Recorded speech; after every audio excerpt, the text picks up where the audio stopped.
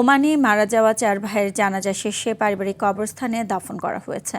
বেলা 11টায় চট্টগ্রামের রাঙ্গুনিয়া লালানগর স্কুল মাঠে একত্রে 4 ভাইয়ের জানাজা হয়। জানাজায় দূর দূরান্ত থেকে হাজার হাজার মানুষ অংশ নেন।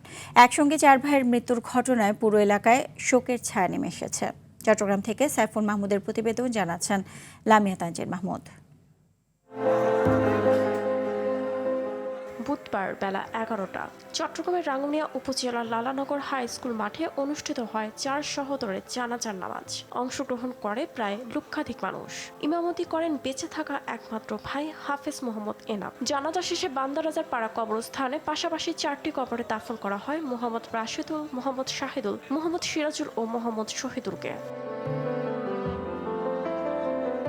ঠিক 1 সপ্তাহ আগে ওমানের মুরাদ্দা শহরে 2 ভাইয়ের বিয়ের কেনাকাটার উদ্দেশ্যে পাড়ি জমান 4 সহোদর। এই সময় গাড়ির এসি থেকে নির্গত বিষাক্ত গ্যাসের কারণে শ্বাসরোধ হয়ে মৃত্যু হয় তাদের, এমনটাই জানাচ্ছেন পরিবারের লোকেরা। একসাথে এই গত শুক্রবার আসার কথা, মানে দুইজনের বিয়ে ঠিক হয়েছে। বিদেশে কিভাবে মারা গেল সেটা আসলে রহস্য থেকে যায়। ওখানে যেটা মানে পাইছে ময়নাতদন্তে ওটা হচ্ছে মানে কার্বন মনোক্সাইডে মারা গেছে।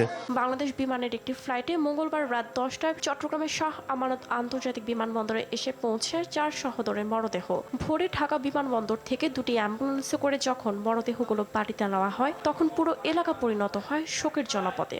পরিবারের পাশে থাকার ক্ষেত্রে তার কর্মসংস্থানের বিষয়ে যদি আমাদের যত সম্ভব যতটুকু করা সেটা আমরা সর্বোচ্চ চেষ্টা করব।